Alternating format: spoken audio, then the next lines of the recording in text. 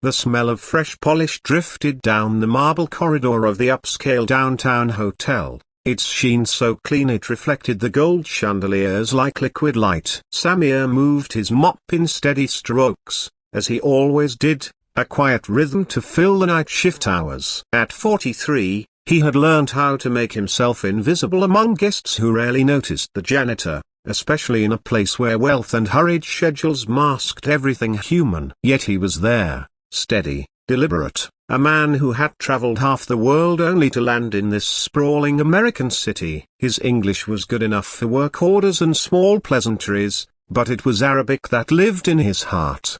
The language of his childhood in Oman. He missed it the way one misses a familiar smell in the air or a melody from another time. Tonight, though, the hotel felt especially sterile, as if the evening had drained the last warmth from its marble bones. At the far end of the lobby cafe copyright, where soft jazz curled around the tables, a man sat alone in a tailored navy suit. Everyone in the hotel knew who he was, though few had the nerve to glance at him directly. William Carden, the youngest CEO in the company's history. People called him the cold CEO because of his clipped answers, his refusal to engage in small talk, and his reputation for dismissing employees on a whim. He sat now with his tablet propped beside a glass of neat whiskey, typing with deliberate precision, his grey eyes scanning contracts. Samir didn't see him. He rarely did. He was busy wringing out his mop when the doors opened, and a gust of spring night swept into the lobby carrying the smell of rain and city air. A woman stumbled in,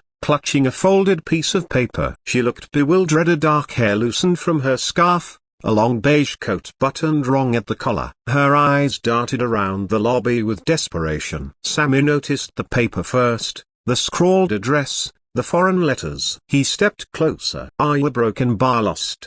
he asked gently. She blinked at him, lips trembling, then spoke in halting English. "Please see broken bar my sister, a broken bar address." "I can note a broken bar." Her accent curled the words into something familiar. Samir's heart jolted. He switched to Arabic instinctively, softly.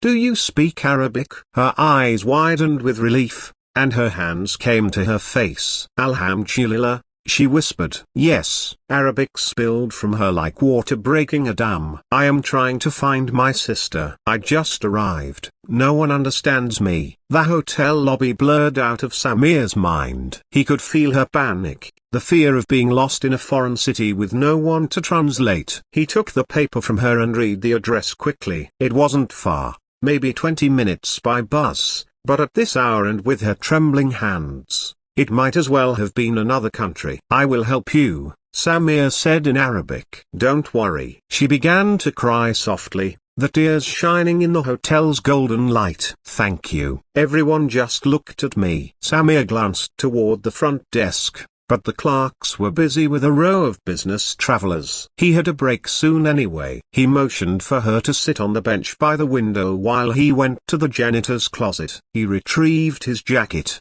old but warm, and draped it over her shoulders. "Come," he said. "I'll take you." Across the cafe copyright, William Carden had been watching with no expression. He had caught the moment Samir switched languages, the way the woman's body sagged in relief, the gentle way he helped her. Something about it clashed against the steel monotony of his evening. He didn't know Arabic, or he didn't even know why he cared. But when the janitor helped the woman to her feet and led her toward the door, William closed his tablet, left a bill under his glass, and rose silently to follow.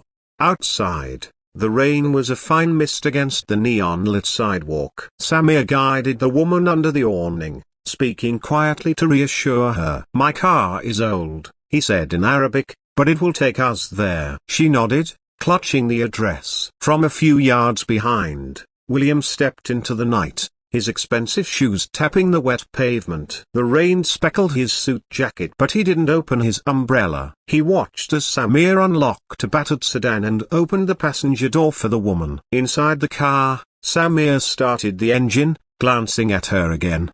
"Do you have your sister's phone number?" She handed him her phone. which displayed a contact she'd tried calling multiple times. No answer. Samir knew the neighborhood, an older part of town where taxis rarely went after midnight. He shifted into drive and pulled away from the curb, headlights glistening on wet streets. William hailed a cab with a flick of his hand. "Follow that car," he said, his voice low. The driver raised an eyebrow but shrugged. As Samir drove, he asked the woman about her journey. She was Syrian, newly arrived on a special visa. Her sister had been in the States for 2 years but couldn't come to meet her at the airport because of a work emergency. The buses confused her, the station signs blurred with exhaustion. She'd wandered until the hotel lobby had seemed like a safe place to ask for directions, only no one understood her. "You're safe now," Samir told her. "We're almost there." In the back of the cab, William's phone buzzed with a message from his assistant reminding him of a morning board meeting. He ignored it. He watched the sedan ahead as if it carried some key to a puzzle he'd never tried to solve. Samir pulled up to a small apartment building with peeling paint and flickering lights. "Here,"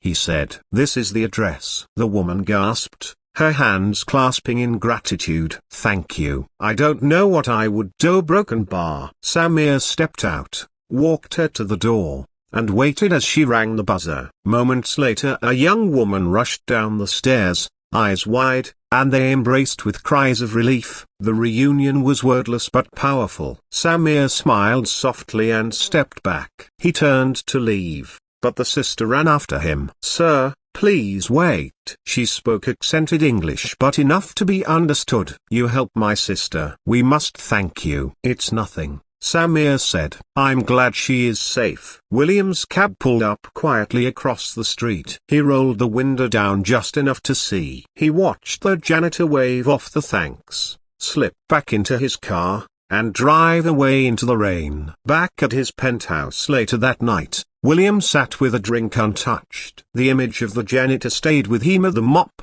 the battered sedan, the way he switched languages without hesitation. He remembered his own father, a man who'd once fixed elevators and taught him to never look away from someone in need. Somewhere along the climb to power, William had forgotten that lesson. The next morning, Samir returned to work as usual, mopping the lobby floor under the same chandeliers. He thought nothing more of the incident. But William arrived early, something he almost never did. He paused near the janitor's cart. "Good morning," William said. Samir blinked, startled. "Good morning, sir." William hesitated. "That woman last night. You helped her." Samir's mop stilled. He nodded slowly. "She was lost." William studied him. "You speak Arabic?" "Yes." "You didn't have to do that," William said. Samir frowned slightly. "She needed help." William looked away, his jaw tightening. "Right." Samir resumed mopping, and William walked off, but not before glancing back. He had an idea forming, something both business and personal, though he couldn't quite name it yet. Later that day, William called his HR director. "I want the personnel file on the janitor in the lobby," he said. That evening, Samir was heading out when William stopped him near the elevators. "Do you have a moment?" William asked. Samir nodded cautiously. William gestured toward the cafe.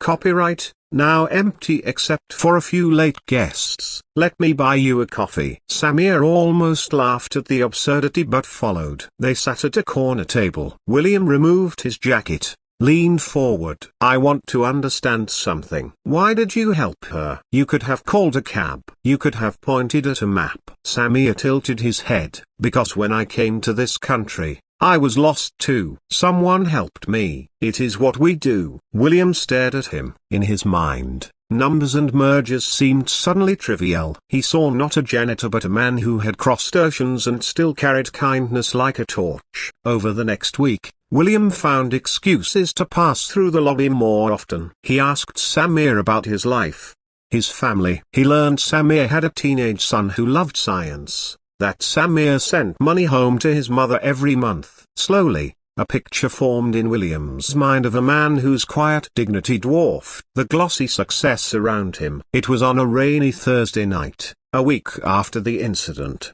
when William saw Samir again, this time helping a lost child find her mother in their lobby. The same gentle patience, the same kindness. William felt something shift inside him. He called his board later that night. "We're launching a new program," he said. "Multilingual staff training, community outreach, scholarships for employee families." They were stunned. "This isn't like you," one board member said. "Maybe it should be," William replied.